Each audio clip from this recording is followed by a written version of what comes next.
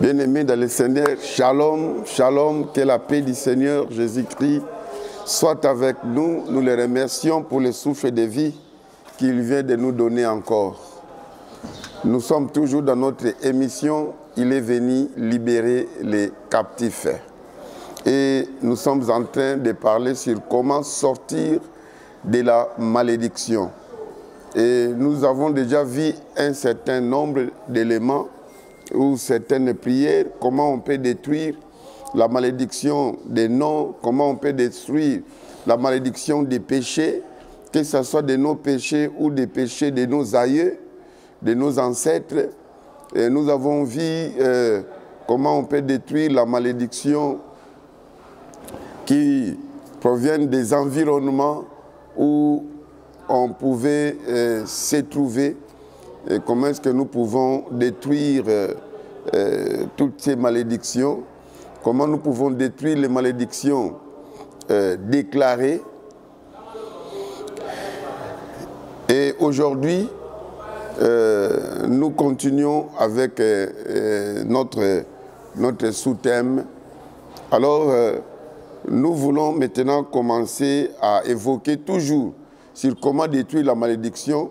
Mais je vais devoir vous donner 15 stratégies pour neutraliser la malédiction.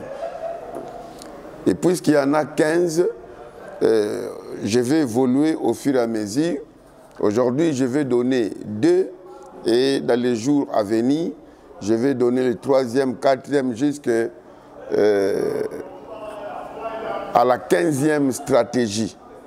Et je vous assure que si nous combinons les 15 stratégies avec toutes les 4 autres éléments que nous avons vus sur comment détruire la puissance de la malédiction, et je vous assure que si vous n'êtes pas vraiment béni, c'est que Dieu n'est plus Dieu.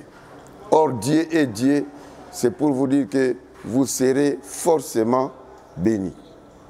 Première stratégie, pour neutraliser la malédiction, nous devons utiliser les pouvoirs du monde à venir.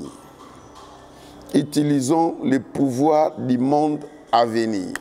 Savez-vous que ce monde va passer? La Bible dit que le ciel et la terre passeront, mais ma parole ne passera pas. Matthieu, chapitre 24, au verset 35. Le ciel et la terre que nous voyons ici, ça va passer. Et si vous lisez encore Apocalypse, chapitre 21, au premier verset, la Bible dit que le ciel passera, la terre aussi passera. Il y aura de nouveaux cieux et il y aura une nouvelle terre. Alors, c'est ce que nous appelons le monde à venir. Dans ce monde-là, il n'y aura pas de malédiction.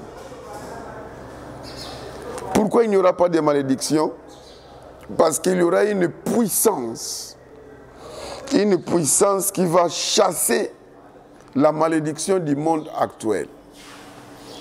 C'est la première stratégie. Alors, ce qui est plus merveilleux, la Bible nous dit que Dieu nous fait goûter cette puissance qui agira dans le monde à venir. Dieu nous les fait goûter. Alors, bien-aimés, réclamons cette puissance du monde à venir, que Dieu nous le fasse goûter.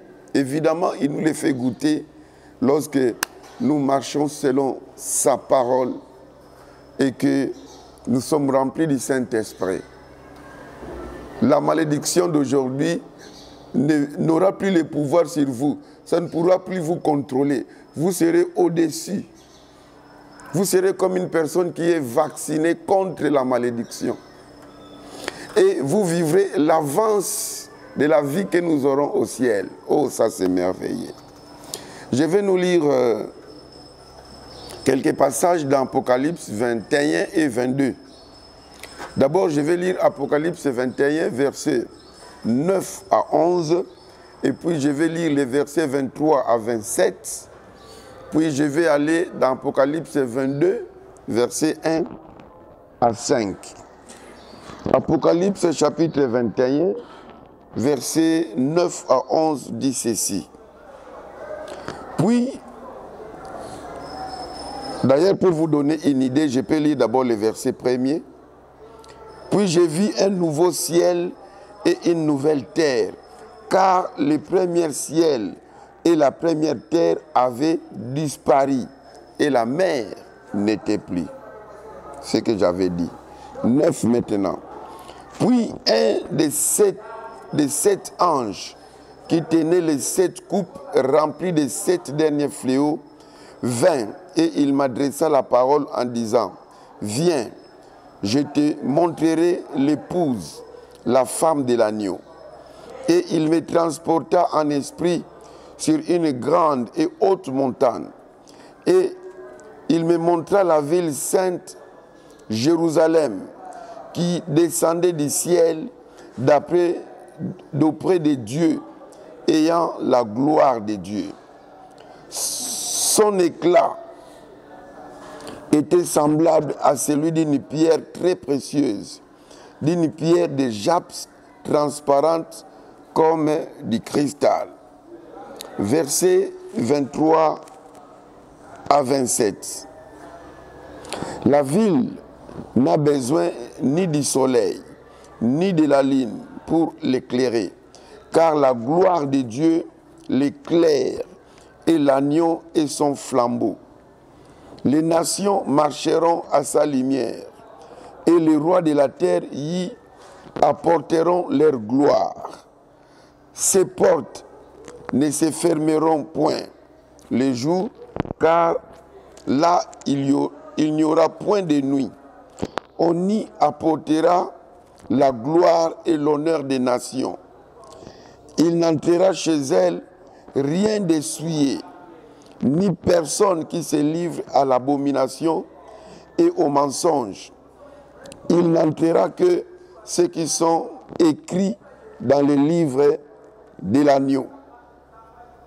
Chapitre 22, 1 à 5. Et il me montra un fleuve d'eau de la vie, limpide comme du cristal, qui sortait du trône de Dieu et de l'agneau. Au milieu de la place de la ville et sur les 2 bords du fleuve, il y avait un arbre de vie, produisant 12 fois des fruits, rendant son fruit chaque mois, et dont les feuilles servaient à la guérison des nations. Il n'y aura plus d'anathème. Le trône de Dieu et de l'agneau sera dans la ville. Ses serviteurs les serviront et verront sa face. Et son nom sera sur leur front. Il n'y aura plus de nuit. Ils n'auront besoin ni de lampes, ni de lumière, parce que le Seigneur Dieu les éclairera, et ils régneront au siècle des siècles. Amen. Bien-aimés dans le Seigneur, ces passages que nous venons de lire décrivent la vie dans le monde à venir. Ça nous donne les caractéristiques merveilleuses du monde à venir. Malheur à ceux qui se démènent pour gagner le monde, mais qui ne pensent jamais à ce monde à venir.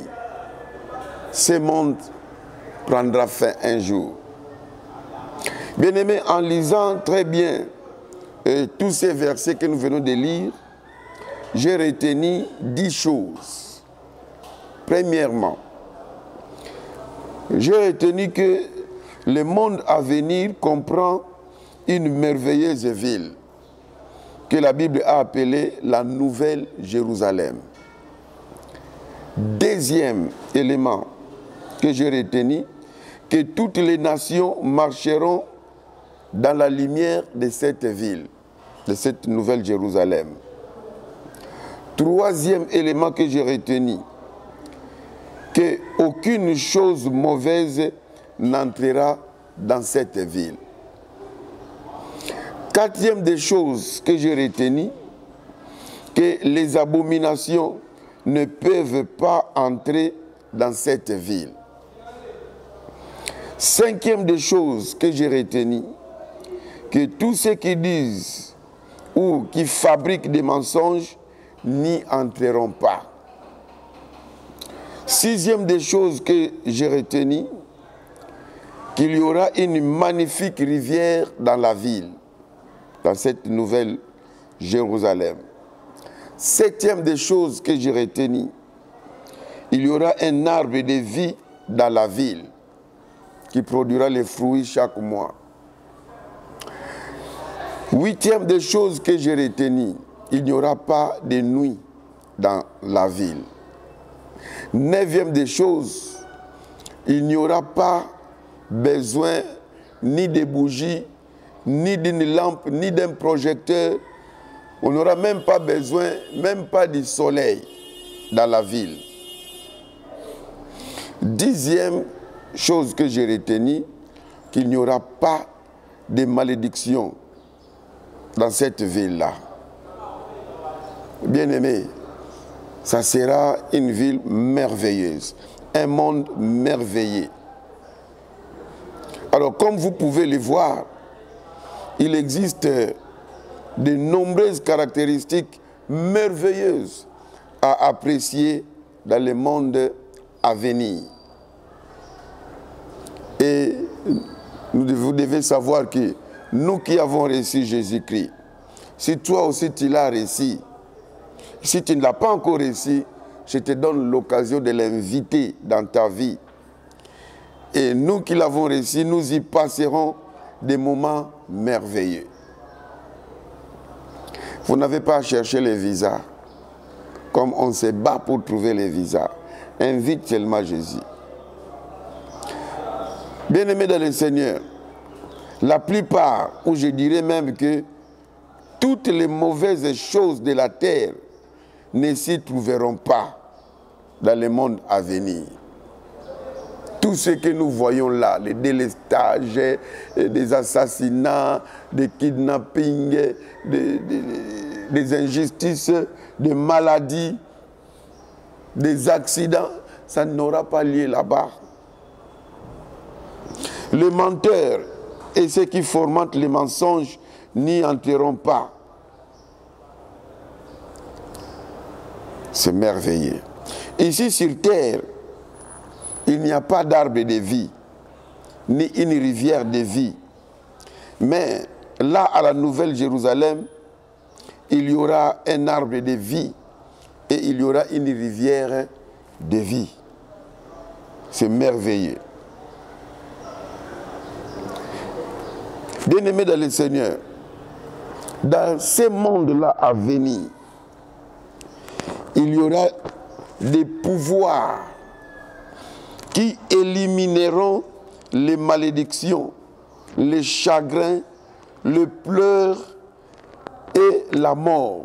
Un pouvoir qui va, ou des pouvoirs qui vont les éliminer.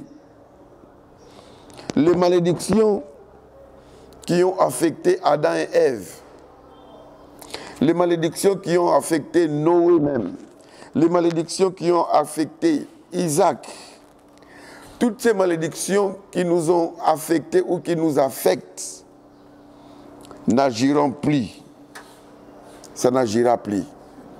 Ça sera effacé, neutralisé par les puissances à venir. Une grande puissance aura chassé ces terribles jugements pour toujours.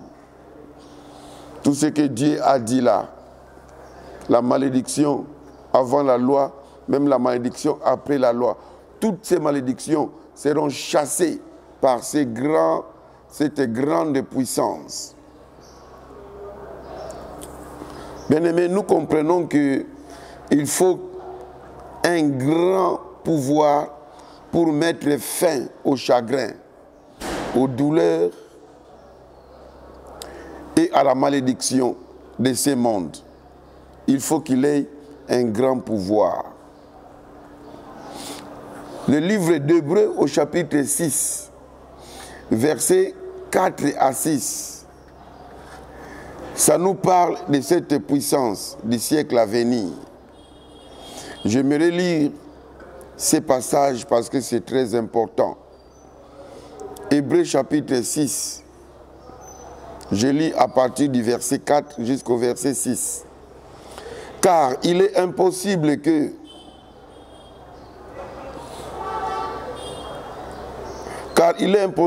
ceux qui ont été une fois éclairés, qui ont goûté les dons célestes, qui ont eu part au Saint-Esprit, qui ont goûté la bonne parole de Dieu et les puissances du siècle à venir, si c'est votre Bible, souligne ça, et qui sont tombés, soient encore renouvelés et amenés à la repentance, puisqu'ils crucifient pour leur part le Fils de Dieu et l'exposent à l'ignominie.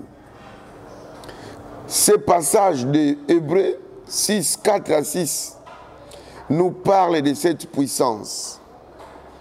Le verset 5 nous parle des puissances des siècles à venir. Et quand nous lisons le verset 4, ça décrit l'expérience d'un chrétien qui a été éclairé et qui a goûté les dons du salut et qui a eu part à la parole de Dieu et aux puissances du monde à venir. Donc nous comprenons que Dieu permet aux chrétiens sur terre de goûter aux puissances du monde à venir. Ces versets, le verset 5, donc, ça nous donne à tous un espoir, puisque nous devons fonctionner normalement sous la malédiction globale. Mais, même si nous devons fonctionner sous la malédiction que Dieu a infligée, mais il nous montre que même lorsque nous sommes sur terre, nous pouvons prendre part aux puissances du monde à venir. Dieu peut nous faire goûter. La Bible a parlé de goûter. Et donc, il permet que vous puissiez essayer. Si c'est comment. Vous voyez? C'est comme une maman qui prépare. Il a fini à préparer. Il dit que vous allez manger le soir. En attendant que les invités puissent être là. Mais vous pouvez demander à la maman, fais-moi goûter un peu. La maman vous donne un morceau de viande et un peu de sauce et vous goûtez. Vous sentez, c'est délicieux. Et vous savez que le soir, on va manger. Parce que j'ai goûté cette sauce-là. C'est vraiment formidable. Dieu peut nous donner des avances comme ça. Il te fait goûter. Il te fait essayer. Dans certaines alimentations, il y a ce qu'on appelle la vente par ad gustum. C'est-à-dire que avant d'acheter, vous avez le droit d'essayer. Donnez-moi un peu ces boudins-là, on coupe, on vous donne, vous essayez, vous goûtez. Dans certains magasins, il y a la vente par essai. On vous donne d'abord, allez essayer. Si vous voyez que, ok, vous donnez l'argent et vous essayez. Soit sur place, soit vous l'amenez à la maison, vous essayez moyennant les délais. Et là, vous allez déjà savourer, savoir comment ça sera avant de verser l'argent. Mêmement, la vie que nous aurons au ciel, Dieu peut permettre, selon Hébreux chapitre 6 au verset 5, en commençant au verset 4, que Dieu peut nous faire goûter la vie du ciel. Et dans cette ville-là, il n'y a pas de douleur, il n'y a pas de souffrance, il n'y a pas de malédiction. Dieu peut te le faire goûter ici, sur cette terre. C'est ce que l'auteur du livre des Hébreux est en train de nous dire. Certaines personnes disent que c'est Paul, les autres disent que c'est Apollos, les autres disent que c'est quelqu'un qui était avec Paul, mais nous savons que c'est quelqu'un soit il était juif, ou il maîtrisait très bien la coutume juive. Et là, il s'adressait aux juifs chrétiens qui voulaient rétrograder. Bien-aimés, ceci revient à dire que dans cette vie, nous pouvons invoquer les puissances du monde à venir pour éliminer les malédictions, les chagrins, les douleurs, les maladies qui pèsent sur nous. Nous pouvons invoquer cette puissance. C'est uniquement par les puissances du monde à venir que toutes les malédictions seront enfin éliminées. Le temps est venu, bien-aimés, pour nous de fonctionner par les puissances du monde à venir. Je veux que vous puissiez fonctionner avec cette puissance. Cette puissance vous mettra au-dessus de la malédiction. Vous serez vacciné contre la malédiction, quoique sur cette terre, même s'il y a la malédiction avant la loi ou après la loi. Le temps est venu, bien-aimés, pour nous de fonctionner par les puissances du monde à venir. Selon Hébreux chapitre 6, 4 à 6, vous pouvez participer à la parole de Dieu et au Saint-Esprit. Vous êtes habilité à fonctionner dans les puissances du monde à venir. C'est ce que ce passage nous dit. Bien-aimés dans le Seigneur, les puissances du monde à venir peuvent vous libérer d'une malédiction légale, même si c'est une malédiction avec cause. Mais les puissances du monde à venir peuvent vous libérer de cette malédiction légitime. Les puissances du monde à venir sont les puissances qui seront utilisées pour créer le monde magnifique après cette ère, donc cette génération ici. Ça va créer un monde magnifique. Et déjà, vous pouvez vivre dans un monde magnifique, sans malédiction. Un monde avec zéro malédiction. Le monde à venir n'est pas ce monde ici. Ce monde va passer. La gloire de ce monde prendra fin. Mais dans le monde à venir, tout sera différent. Tout sera différent.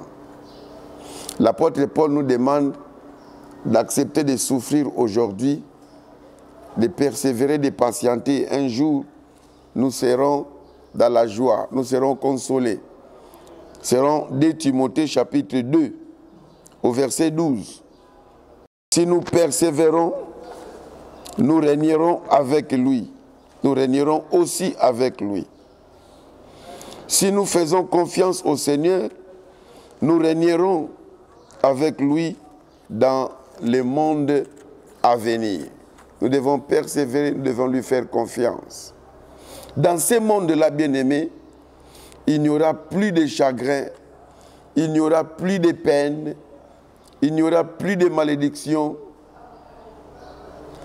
Ça sera la joie. Les puissances du monde à venir auront chassé toutes ces choses. Bien-aimés, quand nous lisons Apocalypse 21, verset 4, Apocalypse verset 22 au verset 3, et puis au verset 5, ces trois passages nous donnent cette chose que les puissances du monde à venir vont chasser. D'abord, Apocalypse 21, verset 4, ça nous donne 5 choses que les puissances du monde à venir vont chasser. Quelles sont ces choses? Si nous lisons ça, je préfère lire ces passages. de Apocalypse, chapitre 21, au verset 4, la Bible dit « Il essuiera toute larme de mes yeux, et la mort ne sera plus. Il n'y aura plus ni deuil, ni cri, ni douleur, car les premières choses ont disparu. » Ici, l'apôtre Jean cite 5 choses. 1. Les puissances du monde à venir effaceront toute larme de nos yeux. 2. Les puissances du monde à venir effaceront la mort. 3. Les puissances du monde à venir effaceront toutes les peines. 4. Les puissances du monde à venir effaceront les pleurs. 6. 5. Les puissances du monde à venir effaceront toute la souffrance, y compris toutes les maladies. Voilà, bien aimé, si vous cherchez cette puissance du monde à venir, ça va enlever tous ces 5 éléments dans votre vie. Alors, au chapitre 22, j'avais dit, il y a aussi verset 3, ça enlève un élément qui sera le 6e élément. Le verset 3 dit, il n'y aura plus d'anathème. Le trône de Dieu et l'agneau sera dans la ville. Ses serviteurs les serviront et verront sa face. Il n'y aura plus d'anathème. Il n'y aura plus d'anathème. Une personne anathème, c'est une personne maudite. Une personne, par exemple, à l'église, il est maudit, on l'a chassé à l'église. Il ne peut plus mettre les pattes ici, donc il est maudit. La Bible dit qu'il n'y aura plus de telles personnes. Donc il n'y aura plus de personnes qui seront sous la malédiction. La malédiction sera partie. Ce que nous dit Apocalypse 22, 3. Apocalypse 22, 5. La Bible dit, il n'y aura plus ni nuit, et ils n'auront besoin ni de lampes, ni de lumière, parce que le Seigneur Dieu les éclairera, et ils régneront au siècle des siècles. Donc, le 7e élément ici, nous voyons que les puissances du monde à venir effaceront toute l'obscurité. Ah, c'est tous nous qui sommes au Congo, l'obscurité. Même dans les milieux stratégiques, l'obscurité. Vous savez, quand vous êtes dans un avion, quand vous volez, vous êtes dans d'autres pays là, vous sentez de la lumière. On vous dit que là c'est tel pays, c'est tel pays. Lorsque vous arrivez en RDC à Kin, aïe, aïe, aïe, aïe, de l'obscurité. Mais vous êtes à Kinshasa. Juste à peine quelques lampes, ça et là, mais la majorité c'est de l'obscurité. Que Dieu nous aide. Au ciel, au moins, nous serons consolés. Bien-aimés dans le Seigneur, grâce aux puissances du monde à venir, toutes ces choses terribles qui caractérisent la vie sur terre seront éliminées.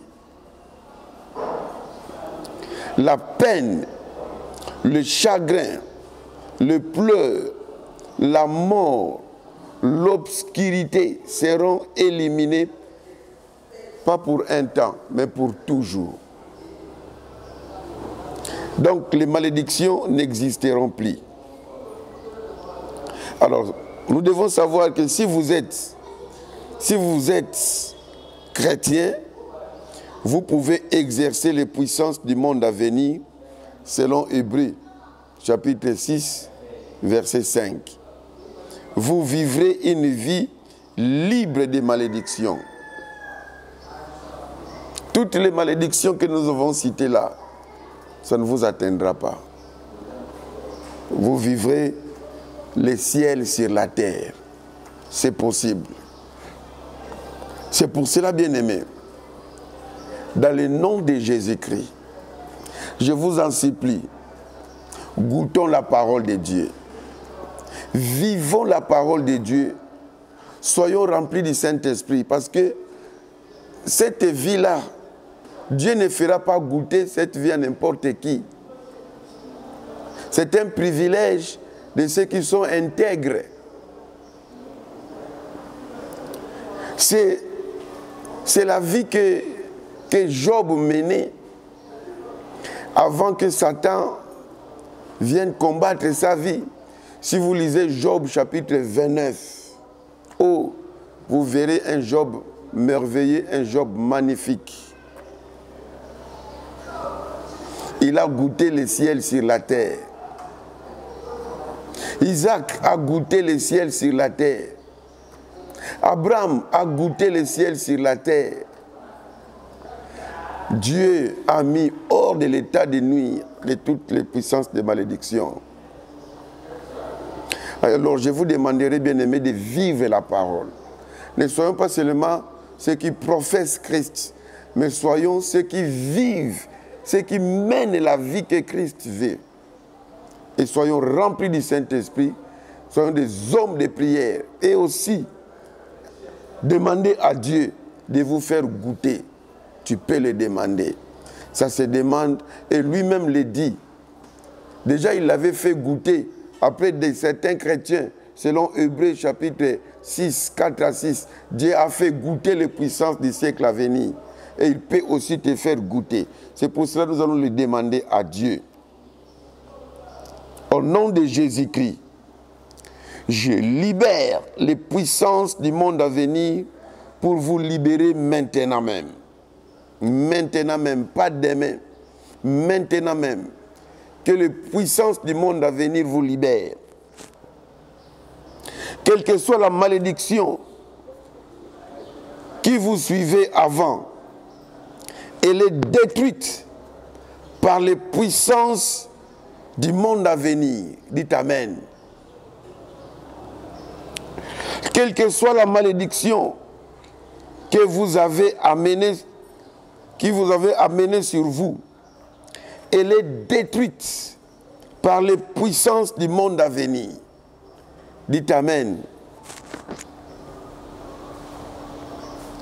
Quelle que soit la malédiction que votre père ou votre mère a contractée pour vous et pour vos enfants, vous êtes libérés de ces implications à partir de ces moments par la puissance du monde à venir.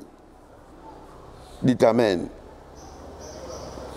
Par les puissances du monde à venir, vous vous en éloignez et profitez d'une vie absolument sans malédiction.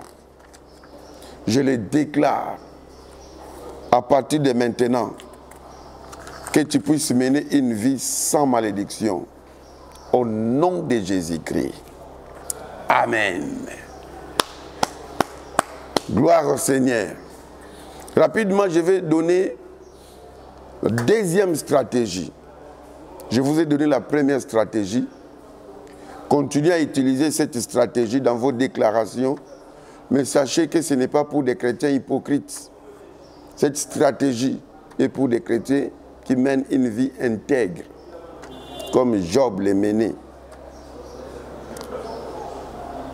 Deuxième stratégie, c'est d'annuler la malédiction par les sacrifices.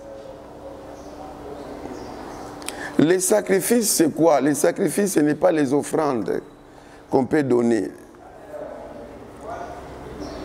C'est vrai, les sacrifices peuvent faire partie des offrandes, mais nous les mettons de côté.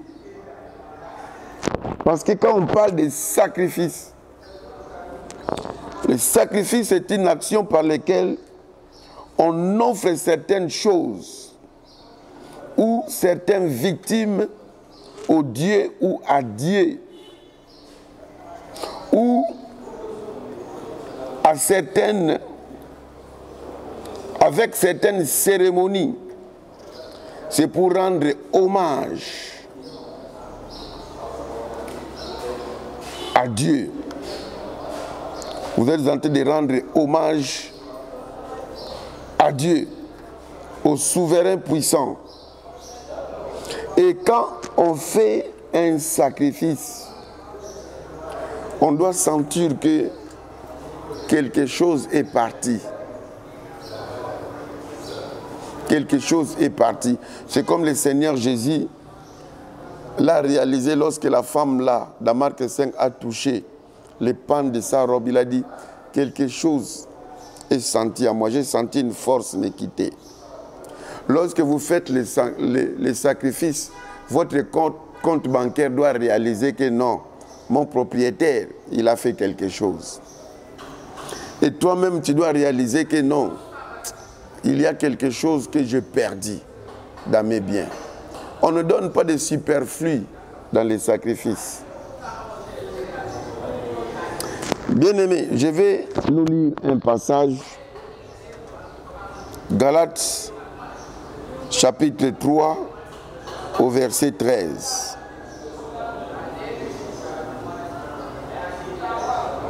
La parole de Dieu nous dit ceci. Christ nous a rachetés de la malédiction de la loi, étant devenu malédiction pour nous, car il est écrit, maudit est quiconque est pendu au bois. Nous voyons que, bien aimé dans le Seigneur, qu'une des manières de déployer les puissances du monde à venir, c'est de déployer les pouvoirs mystérieux des sacrifices. Il y a un pouvoir mystérieux dans les sacrifices. Il y a un pouvoir mystérieux qui est libéré par les sacrifices, lorsque nous faisons les sacrifices. Ce pouvoir est connu par sa capacité à mettre fin à une malédiction désastreuse, afin qu'elle cesse de détruire les gens. Quand on fait les sacrifices, ça libère un pouvoir qui a la capacité de mettre fin à la malédiction désastreuse qui ravage. En effet, bien-aimé dans le Seigneur, le pouvoir d'un sacrifice peut empêcher une malédiction de continuer. Ça peut arrêter une malédiction. Observons quelques cas bibliques des gens qui ont fait des grands sacrifices qui ont mis fin à la malédiction. Nous allons voir 5 cas bibliques.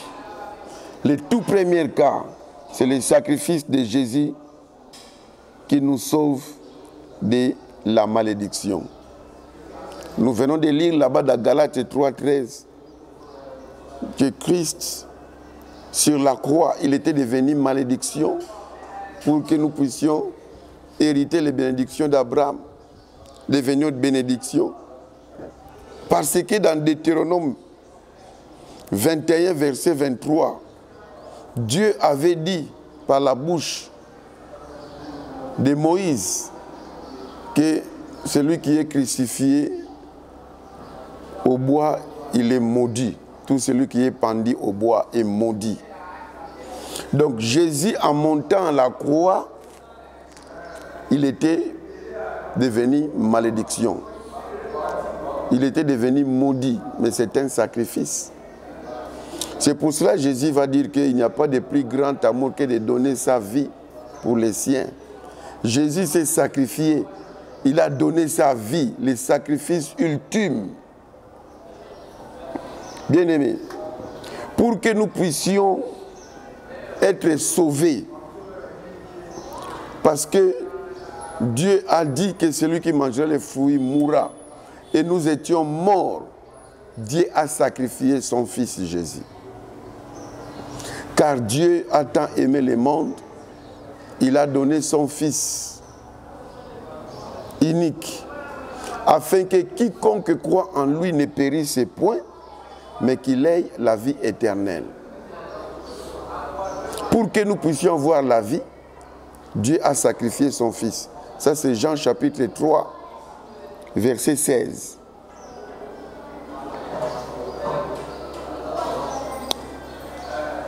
Nous savons que Christ nous a sauvés de la malédiction. Mais exactement, comment nous a-t-il sauvés de la malédiction? Quelle méthode a été utilisée pour que Christ nous sauve de la malédiction? Quelle puissance a-t-il déployée? Eh bien, le pouvoir qui a été utilisé pour nous sauver n'était pas le pouvoir des choses corruptibles. C'était le pouvoir du sacrifice de sa vie et de son sang qu'il a versé à la croix. 1 Pierre, chapitre 1, versets 18 et 19. Vous n'avez pas été rachetés par des choses périssables, ni par l'or, ni par l'argent, mais par le sang précieux de Jésus, versé à la croix. C'est un sacrifice. Jésus s'est sacrifié pour nous. La malédiction a été éliminée par le sacrifice de Jésus-Christ sur la croix. Bien-aimés, le sacrifice de Jésus sur la croix a arrêté la malédiction de la mort. Et par le sacrifice de Jésus sur la croix, nous sommes sauvés de la malédiction. C'est un mystère, la croix. Le mystère de la croix est une grande puissance qui a été libérée dans le monde pour délivrer ou pour nous délivrer de la malédiction. C'est ce que nous dit l'apôtre Paul. 1 Corinthiens, chapitre 1, verset 18. La Bible dit ceci. Car la prédication de la croix est une folie pour ceux qui périssent, mais pour nous qui sommes sauvés est une puissance. Quand chaque fois que vous voyez la croix, pensez au sacrifice de Jésus-Christ. L'apôtre Paul dit que c'est une puissance pour nous. La croix de Jésus-Christ libère les puissances du monde à venir pour bloquer la malédiction. Et aujourd'hui, nous sommes libérés de la malédiction de la mort éternelle. C'est par le sang de Jésus. Un jour, nous verrons des milliers de gens au paradis. Et tous ces gens-là que nous verrons, c'était des gens qui étaient maudits. Ils furent maudits, mais puisqu'ils ont cru en Jésus, grâce au sacrifice de Jésus, qu'il y aura des milliards de gens au ciel à cause de ces sacrifices de Jésus. Ces gens-là traverseront le riz du paradis et loueront le Seigneur. Et qu'est-ce qui a éliminé la malédiction dans leur vie? Quel est le secret qui a rompu le pouvoir de la malédiction sur leur vie? Comment sont-ils arrivés au paradis?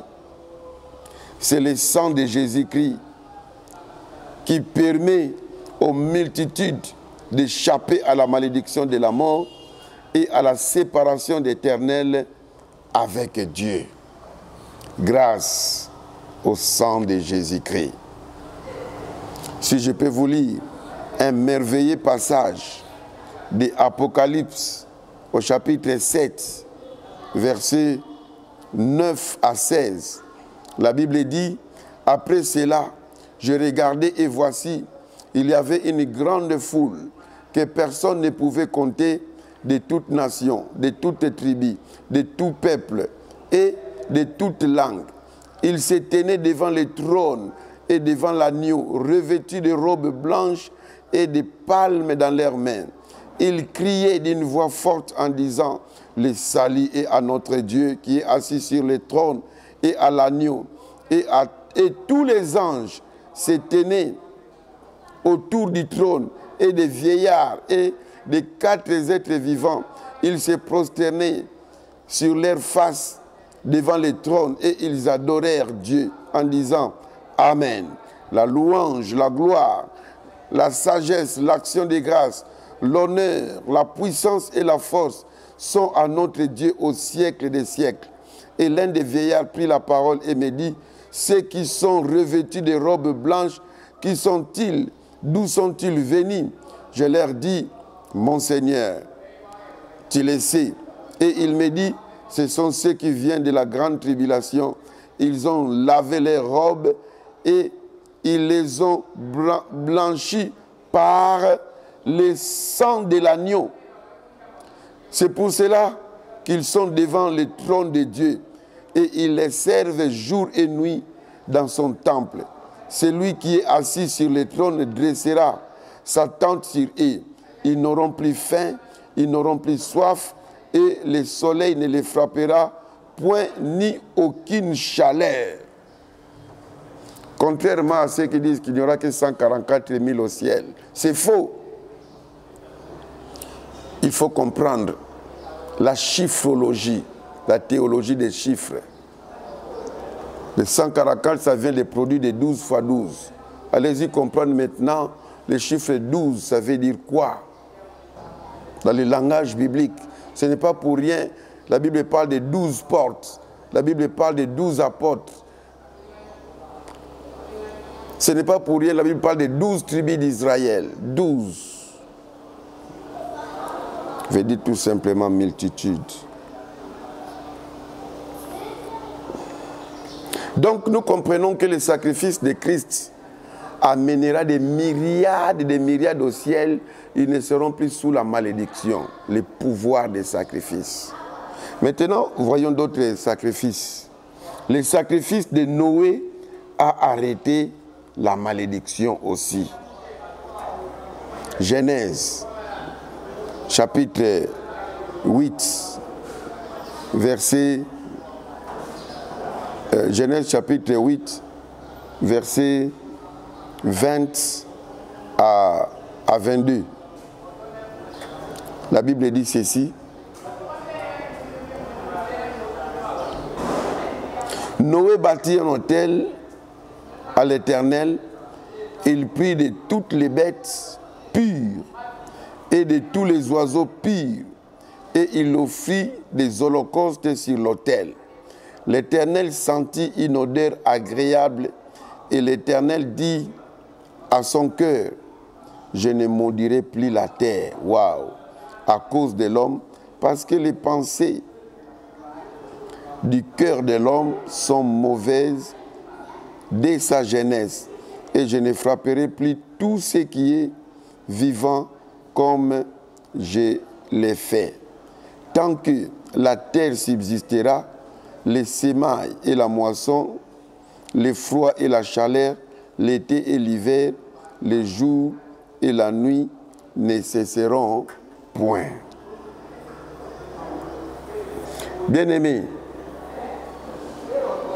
nous voyons comment est-ce que, après le déluge, mon Noé sortant de l'arche, il a fait un sacrifice. L'odeur, la Dieu s'est répandue, dit que non, une telle malédiction, c'est fini. Je ne le ferai plus. Bien-aimé, il est connu que les sacrifices arrêtent les malédictions. C'est pourquoi le don est une activité spirituelle importante. Quand quelqu'un fait un don à Dieu, fait un don à l'Église, c'est spirituel, il ne faut pas négliger cela. Les dons sacrificiels arrêtent la malédiction de la pauvreté et ça ouvre de manière surnaturelle les portes de la prospérité. Est-ce que vous m'entendez? Voilà un des secrets pour annuler la malédiction de la pauvreté et pour ouvrir de manière surnaturelle les portes de la prospérité par les sacrifices. Faites les dons sacrificiels. Les gens qui n'ont pas appris à donner n'ont pas appris à mettre fin à la malédiction. Si tu es chiche, tu n'aimes pas donner, mais tu es l'ennemi de toi-même. C'est que tu te prives de bénédiction. Alors la malédiction va demeurer. Il y a des gens qui créent des astuces Mais il faut savoir que la clé, l'une des clés pour ouvrir la porte de la prospérité, c'est de faire des dons sacrificiels. Les sacrifices de Noé étaient un grand et sage effort pour arrêter la malédiction. Grâce à ces merveilleux sacrifices faits par Noé, la malédiction de la mort et de la destruction qui allait effacer toute la race humaine a été arrêtée. Grâce au sacrifice de Noé. Lorsque Dieu a senti l'agréable sacrifice de Noé, Dieu a dit dans son cœur, je ne maudirai plus la terre. Cela signifie que Dieu aurait continué à maudire la terre à cause de la méchanceté qui se trouvait encore. Dieu aurait continué, il y aurait encore deuxième épisode de le déluge, deuxième déluge, troisième déluge. Mais s'il n'y a plus de déluge et que ce déluge-là est resté l'unique, c'était à cause du don sacrificiel que Noé avait fait. Et la race humaine a été protégée parce que Dieu a dit, le cœur de l'homme est toujours méchant. Je sais que l'homme continuera toujours à chuter. D'ailleurs, cela même a commencé par Noé lui-même. Il est allé s'enivrer. Vous voyez? Donc, sans l'offrande de Noé, il y aura un deuxième, un troisième déluge. Prenons encore le troisième cas, c'est le sacrifice du roi de Moab. Ce sacrifice a arrêté la malédiction. Nous sommes dans 2 Rois, chapitre 3, versets 26 et 27. La Bible dit ceci. Le roi de Moab, voyant qu'il avait les dessous dans les combats, prit avec lui 700 hommes, tirant l'épée pour se frapper un passage jusqu'au roi d'Édom. Mais ils ne purent pas. Il prit alors son fils premier-né, qui devait régner à sa place, et il l'offrit en holocauste sur la muraille. Et une grande indignation s'empara d'Israël, qui s'éloigna du roi de Moab et retourna dans son pays. La Bible raconte une bataille célèbre entre la coalition de 3 armées. Donc, il y a le roi de Juda, le roi d'Israël et le roi Édom. Alors, ils ont voulu tous attaquer et éliminer les rois de Moab et ces peuples-là. Donc, les 3 rois voulu éliminer Moab. Cette bataille a été inspirée lorsque Élisée le prophète a prophétisé la défaite des Moabites à Josaphat. La défaite des Moabites sera signalée selon la prophétie d'Élisée qu'ils seraient totalement anéantis. Ça, lorsque nous lisons 2 Rois chapitre 3 verset 16 et suivant. Alors, lorsque le roi de Moab s'est rendu compte qu'il avait perdu la guerre, il tomba, il tenta de s'échapper pour tuer le roi d'Édom qu'il pensait pouvoir atteindre, mais c'était incapable de s'enfuir. Il savait que la fin était venue et il a décidé de faire sacrifice de son propre fils, celui qui était son héritier. Et quand Israël vit le méchant roi de Moab en train de brûler son fils qui devait régner à sa place devant eux, alors la Bible dit qu'une grande indignation s'empara d'eux et se sont retirés. Donc, le pouvoir de repousser les armes d'Israël de Juda et d'Édom a, on ne sait comment, été libérés. Ils s'étaient retirés quand ils ont vu ces sacrifices-là. Et à partir de ce moment-là, les armées d'Israël, de Juda et d'Édom ont été forcées de retourner et rentrer chez elles. Les armées d'Israël ont fait demi-tour et sont rentrées chez elles. Les sacrifices des fils du roi de Moab libéra tant du pouvoir qu'une armée tout entière s'arrêta sur place. Moab a senti la défaite. Il a utilisé seulement la stratégie de sacrifier son fils. Quand la coalition d'Israël, parce que Juda, Israël et Édom, c'est le même peuple. Édom, ce sont les descendants d'Ésaü.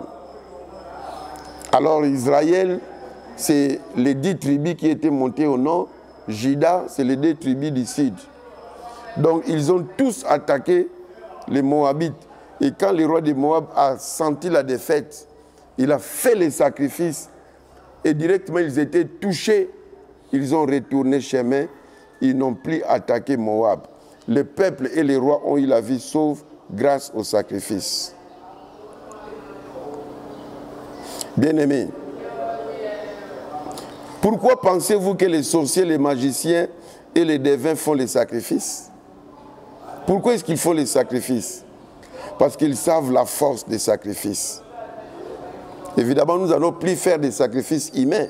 Ça, c'est défendu maintenant. On ne va plus sacrifier des êtres humains. Mais cela nous pousse à comprendre que le sacrifice est une clé bien connue pour libérer la puissance spirituelle. C'est très important. 4e cas, les sacrifices de David. Le sacrifice de David a arrêté le jugement de Dieu. Là, je suis dans 2 Samuel, au chapitre 24.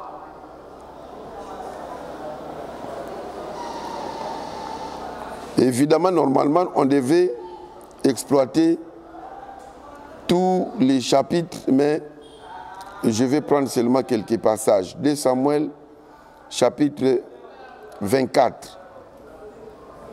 Vous savez qu'est-ce qui s'est passé?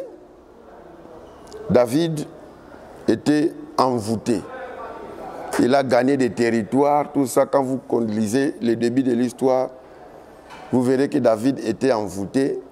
Satan excita David à faire ce que Dieu avait interdit de faire, le dénombrement. Et on interdit à David, Joab dit que mais Dieu t'a interdit. David, puisqu'il était envoûté, il a forcé le dénombrement et Dieu était fâché. Et après, Dieu lui propose 3 jugements. Il dit que tu choisis soit le premier, soit le deuxième, soit le troisième. Alors, David a préféré tomber entre les mains de Dieu. C'est-à-dire, il a accepté de faire 3 jours de fléaux. Alors, Dieu a commencé à frapper. Il a commencé à frapper. Quand David a vu que Dieu a commencé à frapper, David s'est repenti. Alors il dit à Dieu, il fait d'abord la prière que c'est moi qui ai péché. Il fallait seulement me tuer, laisser ce peuple. Alors Dieu dit à David, oui, j'ai écouté ta prière, mais il faut que tu fasses le sacrifice. Si tu ne fais pas le sacrifice, le fléau va continuer. Il faut faire le sacrifice. Alors David était contraint à faire les sacrifices. Je vais lire un peu, 2 Samuel 24, à partir du verset 13. Gad alla vers David et lui fit connaître la chose, en disant, veux-tu 7 années de famine dans ton pays, ou bien 3 mois de fuite devant tes ennemis qui te poursuivront, ou bien 3 jours de peste dans ton pays? Maintenant choisis et vois ce que je dois répondre à celui qui m'envoie, donc à Dieu. David répondit à Gad, je suis dans une grande angoisse. Oh, tombons entre les mains de l'Éternel, car ses compassions sont immenses, mais que je ne tombe pas entre les mains des hommes. Alors au verset 15, l'Éternel envoya la peste en Israël depuis le matin jusqu'au soir fixé. Et de Dan à Beer-Sheba, il mourit 70 000 hommes parmi le peuple. Ça devait faire 3 jours. Là, ce n'était que le premier jour. Alors, au verset 16, comme l'ange étendait la main sur Jérusalem pour la détruire, l'Éternel se repentit de ses mal. Et il dit à l'ange qui faisait périr le peuple, assez, retire maintenant la main. L'ange de l'Éternel était près de l'air d'Arvana. Maintenant, la suite explique qu'est-ce qui a poussé Dieu de demander à l'ange d'arrêter. Le verset 16 dit, David voya l'ange qui frappait parmi le peuple, dit à l'Éternel, voici, j'ai péché, c'est moi qui suis coupable, mais ces brebis, qu'ont-elles fait? Que ta main soit donc sur moi et sur la maison de mon père. Ce jour-là, Gad vint auprès de David, vous voyez, et lui dit, monte, élève un autel à l'Éternel dans l'air d'Arvana, les Jébusien. David a prié, il a demandé pardon, il a demandé à Dieu d'arrêter sa malédiction qui commençait déjà à frapper parce qu'il restait 2 jours. Dieu écoute la prière, mais il dit à David de monter un autel. Quand on dit l'autel, donc il doit avoir des sacrifices. Il doit mettre quelque chose là et ils doivent sacrifier. Et pas quelque chose de moins cher. David doit sentir qu'il a dépensé. C'est pour cela David, Dieu lui dit même d'aller à tel endroit, de voir tel messier, et à telle surface, c'est là où il va faire les sacrifices. Écoutons la continuité de l'histoire. Au verset 18, ce jour-là, Gad vint auprès de David et lui dit, monte, élève un autel à l'Éternel dans l'air d'Arvana les Jébésiens. David monta selon la parole de Gad, comme l'Éternel l'avait ordonné. Arvana regarda et il vit le roi et ses serviteurs qui se dirigeaient vers lui. Et Arvana sortit et se prosterna devant le roi, les visages contre terre. Arvana dit, pourquoi mon seigneur le roi vient-il vers son serviteur? Et David répondit, pour acheter, pas pour demander, mais pour acheter de toi l'air et pour y bâtir un autel à l'Éternel, afin que la plaie se retire de dessus le peuple. Arvana dit à David que mon seigneur le roi prenne l'air. Il veut lui donner ça gratuitement et qu'il offre des sacrifices qui lui plaira. Vois, les bœufs seront pour l'holocauste et les chars avec l'attelage serviront les bois. Arvana donna le tout au roi. Et Arvana dit au roi que l'Éternel, ton Dieu, te soit favorable. Mais écoutez la réaction de David. Mais le roi dit à Arvana, non, je vais l'acheter de toi à prix d'argent. Et je n'offrirai point à l'Éternel, mon Dieu, des holocaustes qui ne m'écoutaient rien. Et David acheta l'air et le bœuf pour 50 cycles d'argent, si vous calculez des millions de dollars. Le verset 25, David bâtit là un autel à l'Éternel et il offrit des holocaustes et des sacrifices d'action de grâce. Il y a une différence entre action de grâce et sacrifice d'action de grâce. David offrit les sacrifices d'action de grâce. Alors l'Éternel fit apaiser envers les pays et la plaie se retira d'Israël. Qu'est-ce qui a apaisé Dieu? La prière de David ou les sacrifices de David? C'est les sacrifices de David. Quand David a prié, Dieu a écouté, mais il dit qu'en plus de ta prière, fais les sacrifices. Tu as longtemps prié pour que la malédiction s'arrête, mon frère. Ne te limite pas seulement à la prière. Fais des sacrifices. Donne quelque chose. Donne une parcelle, donne une voiture. Vide ton compte bancaire. Donne tes bijoux. Donne des choses, des valeurs que tu sentes que tu t'es dépouillé et tu donnes à Dieu. Malheureusement, de telles prédications sont souvent des escrocs qui prêchent ça. Et quand des hommes sérieux les prêchent, on vous assimile aux escrocs. Mais nous ne sommes pas des escrocs. Nous ne faisons pas l'œuvre de Dieu pour l'argent. Si c'était pour l'argent, on serait là où on était. Moi, avant de commencer à servir Dieu, je fus directeur quelque part. Donc, je ne sors pas du néant. Mais le Seigneur nous a appelés, comme il a appelé Amos, et dit que je veux que tu me serves. On aurait dû les servir, vous servez Dieu, vous travaillez.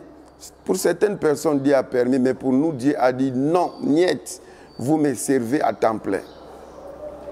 Alors des choses ici, on ne les prêche pas pour exploiter les gens, non. Il est vrai qu'il y a des gens qui exploitent, même Pierre l'a dit dans 2 Pierre chapitre 3, qu'ils vous exploiteront. Mais nous ne vous exploitons pas, nous vous disons les vérités spirituelles, les secrets pour chasser la malédiction. Si vous croyez, vous l'utilisez, vous êtes bénis. Vous ne croyez pas, nous avons fait notre part. Bien-aimés, c'était le sacrifice de David qui a arrêté la malédiction. Les sacrifices. Si vous donnez quelque chose à Dieu, et Dieu en profite. Aujourd'hui, vous ne verrez pas Dieu qu'il est là-bas, Dieu assis. Non. Quand vous les faites par la foi. Quand vous donnez quelque chose à l'église, c'est à Dieu que vous l'avez donné. Quand vous donnez quelque chose à un homme de Dieu pour l'aider à bien servir Dieu, c'est à Dieu que vous l'avez donné. Prenons un dernier cas et puis on va clôturer par là. Il s'agit d'une guerre fratricide entre frères. Il s'agit des tribus de Benjamin. Il y a eu quelqu'un de tribu de Benjamin qui s'était mécomporté. Je suis dans Juge chapitre 20. L'histoire commence au chapitre 19. À cause de sa concubine qu'on a violée, tout ça, alors il a pris la concubine, il a coupé en plusieurs morceaux qu'il a envoyés partout. Alors toute la tribu, toutes les 11 tribus de Juda ont fait une coalition contre la tribu de Benjamin. Or les Benjamites étaient des guerriers. Alors les 11 tribus ont demandé aux Benjamites de livrer la personne qui a fait ces choses, qu'on puisse les tuer. Ils ont refusé. Et puisqu'ils ont refusé, maintenant, toutes les 11 tribus unies, ils ont voulu faire guerre aux Benjamites. Bien-aimés, cette histoire ici, c'est vraiment compliqué. Lorsqu'ils devaient faire la guerre, ils se sont réunis, ils ont prié. Ils ont dit à Dieu, est-ce que nous pouvons aller combattre les Benjamites à cause de ce qu'ils ont fait? Dieu a dit, oui, vous pouvez partir. Quel peuple parmi nous qui va partir? Dieu a dit, la tribu de Juda. La tribu de Juda s'est préparée à la bataille. Ils sont partis. On les a battus. Les Benjamites ont battu les Juda. C'est Dieu qui dit, allez combattre. Ils sont partis et les Benjamites ont tué, cette fois-là, 22 000. Si vous lisez le verset 21. Ils sont rentrés, mais Dieu, c'est toi qui as dit que nous puissions partir. Mais comment? Ils ont encore prié. Et puis ils sont repartis. Ils ont demandé encore, est-ce que nous pouvons partir? Ils disent, partez. Ils sont partis encore. On les a encore battus. 10 000 encore sont morts. Pour la 3e fois, ils ont pleuré encore à Dieu. Ce ne sont pas des pleurs qui ont enlevé les malédictions. Ils ont prié, ils ont demandé la volonté de Dieu. Est-ce que nous pouvons partir? Vous pouvez partir. Mais il dit que non, non, non, non, non. ces gens ont fait maintenant? La Bible dit, ils ont donné des holocaustes et des sacrifices d'action de grâce. Lorsqu'ils ont donné, ils sont allés faire bataille. Et donc, d'abord, quand ils ont demandé à Dieu, Dieu a dit, vous pouvez partir, cette fois-ci, je serai avec vous et vous allez les vaincre. La question est celle-ci. Pourquoi l'autre fois, Dieu ne partait pas avec eux? Pourquoi Dieu est resté? C'est parce qu'il manquait quelque chose, les sacrifices d'action de grâce. Et lorsqu'ils ont fait cela, quand ils sont partis, maintenant, les Judas ont rapporté la victoire. Au verset 35, la Bible dit 25 100 sont morts. Au verset 44, 18 000 sont morts, des Benjamites. Et au verset 45, 25 000 sont morts. Et la Bible dit que les Benjamites ont connu une grande défaite. Quel a été le secret? C'est parce que cette fois-là, ils ont donné des sacrifices. Je vais lire tout ce que je venais de dire et puis juste un petit mot de conclusion et puis nous terminons là-bas. Juge chapitre 20.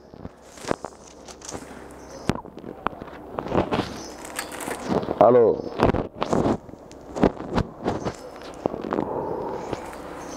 la parole de Dieu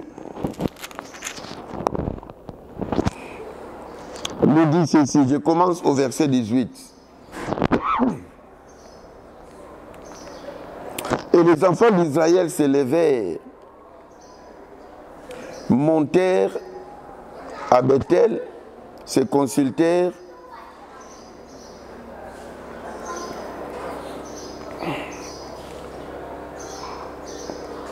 et consultèrent Dieu en disant, qui de nous montera les premiers pour combattre les fils de Benjamin?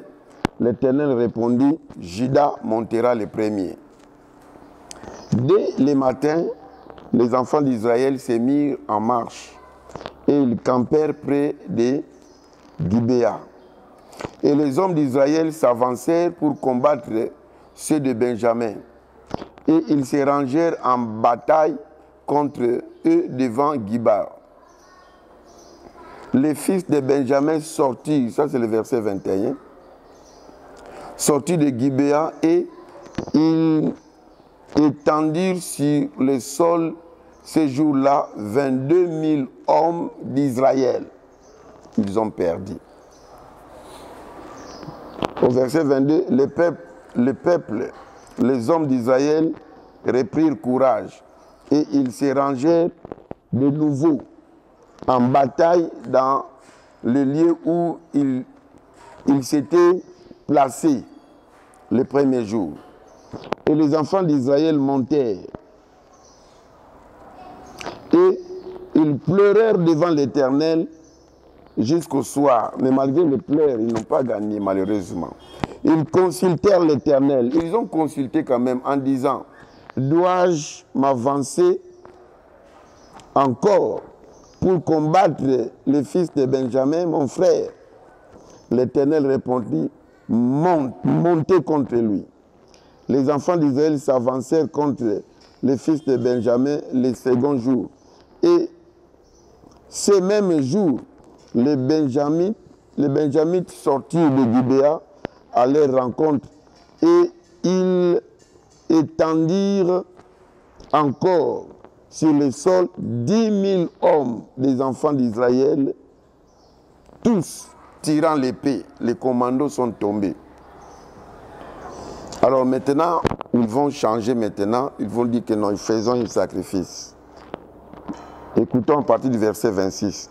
Tous les enfants d'Israël et tout le peuple montèrent et vinrent à Bethel. Ils pleurèrent. Oui, vous avez d'abord pleuré. Et restèrent là depuis devant l'Éternel. Ils jeûnèrent en ce jour jusqu'au soir. Et ils offrirent des holocaustes et des sacrifices d'action de grâce devant l'Éternel. Et les enfants d'Israël consultèrent l'Éternel. C'était là que se trouvait alors l'arche de l'alliance de Dieu. Et c'était Phiné, fils d'Éléazar, fils d'Aaron, qui était à cette époque-là en présence de Dieu. Et il disait, dois-je marcher encore pour combattre les fils de Benjamin, mon frère, ou dois-je m'abstenir? L'Éternel répondit, montez, car demain, je les livrerai entre vos mains. Pourquoi est-ce que les autres fois, Dieu n'avait pas livré? Pourquoi seulement cette fois-ci? C'est parce qu'ils n'ont pas seulement pleuré, ils ont encore gêné, et ils ont associé l'arche, ils ont fait des sacrifices. Et quand ils ont fait cela, Dieu promet maintenant la victoire. Au verset 35, l'Éternel bâtit, ce n'est même pas Juda, mais c'est maintenant Dieu lui-même. L'Éternel bâtit, que Dieu entre dans tes combats après tes sacrifices. L'Éternel bâtit Benjamin devant Israël, et les enfants d'Israël tuèrent ces jours-là 25 000 hommes de Benjamin, tous tirant de l'épée. Au verset 43 et 44, ils enveloppèrent Benjamin, les poursuivirent, l'écrasèrent dès qu'il voulut se reposer jusqu'en face de Gibéa, du côté du soleil levant. Il tomba 18 000 hommes de Benjamin, tous vaillants. Vous voyez? Alors, au dernier passage, au verset 48, les hommes d'Israël revinrent vers les fils de Benjamin et ils les frappaient du tranchant de l'épée, depuis les hommes des villes jusqu'au bétail, et tout ce que l'on trouva,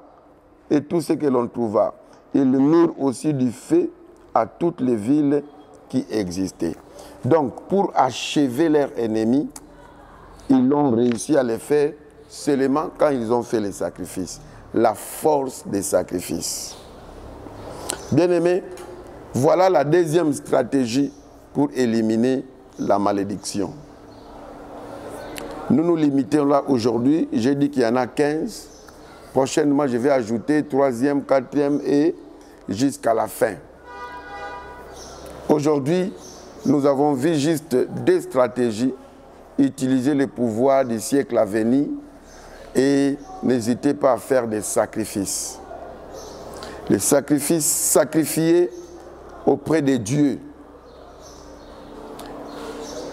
Faites les sacrifices que vous sentiez que vous avez dépensés. Cherche une bonne église. Cherche un véritable serviteur de Dieu. Faites une alliance avec lui et avec son Dieu. Faites votre sacrifice. Le Seigneur vous bénira. Que le Seigneur soit loué. On se limite là, bien-aimé. N'oubliez pas que si vous sacrifiez aussi pour soutenir cette émission, ça vous aidera. Nous avons le souci de faire un studio pour bien être fermé. Si vous suivez nos émissions, des fois, vous sentez des parasites. Beaucoup de gens nous font des réclamations. Il y a des parasites, des voix, des klaxons, des véhicules, tout ça. Nous voulons faire vraiment un studio où nous serons bien sécurisés, qu'il n'y aura pas de bruit pour que vous puissiez capter ces messages dans de bonnes conditions. Alors, si vous voulez faire des sacrifices, je vous assure que vous ne sèmerez pas sur un mauvais terrain. Vous sèmerez sur un terrain qui fera arrêter toute la malédiction dans votre vie. Bien-aimés, remerciez l'ingénieur Christian Lomande qui a été derrière la caméra Et c'est votre serviteur, le pasteur Simon Tsakalangoma. Je suis pasteur dans la communauté des Assemblées de Dieu dans la République démocratique du Congo. Nous sommes basés dans la ville de Kinshasa, dans la commune d'Engaliema, quartier Ozone. L'adresse est sous les bas de votre écran. Notre numéro, vous l'avez. Le numéro qui termine par 40, c'est notre numéro WhatsApp. Le reste, c'est le numéro ordinaire.